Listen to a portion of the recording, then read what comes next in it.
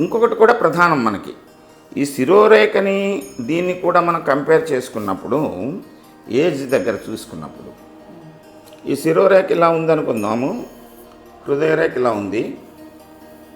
ఇది మీకు యోగరేఖ అదృష్టరేఖ క్యాలిక్యులేషన్ చేసినప్పుడు ఈ పార్ట్ ప్రధానంగా మనకి తెలుస్తుంది.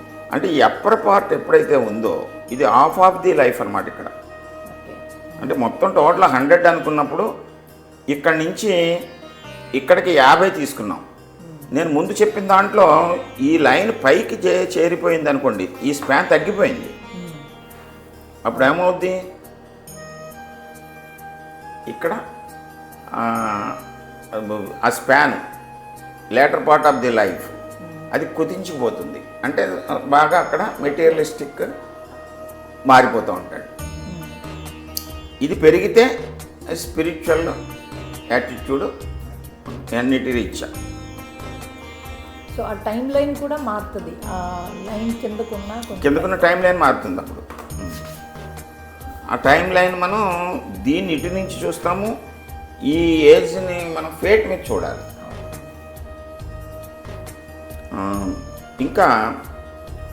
ఇంకేమన్నా ఉన్నాయి మీరు అడిగే పాయింట్స్?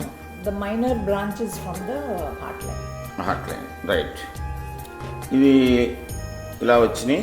ఇది పీచు రేగినట్టు ఇలా కిందకు వస్తాయి, కొంతమందికి పైకి కూడా ఉంటాయి. ఇవన్నీ కూడా లైన్స్ అంతా మంచివి కాదు. అంటే మంచివి అంటే నెగటివ్ ఆస్పెక్ట్స్ని ఇండికేట్ చేస్తాయి. దాని హృదయం యొక్క స్ట్రెంగ్త్ని తగ్గిస్తాయి. అంటే రిలేషన్ ఆస్పెక్ట్ కానీ ఫ్రెండ్షిప్ ఆస్పెక్ట్ కానీ ఇవన్నీ కొంచెం తగ్గుతాయి. ఒక తాడుని లేకపోతే ఒక కర్రని మనం పీచ్ కింద తీసేసినప్పుడు దాని యొక్క స్ట్రెంగ్త్ వీక్ అయిపోతుంది. అయితే ఒక్క డిసెండింగ్ లైను చాలా ఇంపార్టెంట్, అది మంచిది. ఎలాగంటే ఈ హృదయ రేఖ ఇలా ఉండి ఈ అదృష్ట రేఖ ఇలా ఉన్నప్పుడు హృదయ రేఖ నుంచి దిగువ రేఖ వచ్చి ఇలాగ శిరోరేఖను కలిసినటువంటి ఈ డిసెండింగ్ లైన్ చాలా మంచిది. ఎందుకంటే ఇది మిస్టిక్ క్రాస్ ఏర్పడటానికి ఇది అంటే హృదయపూర్వకంగా చేసేటువంటి కార్యక్రమాల వలన అది మన బుద్ధి పెట్టేటువంటి అంశాన్ని తెలియజేస్తుంది.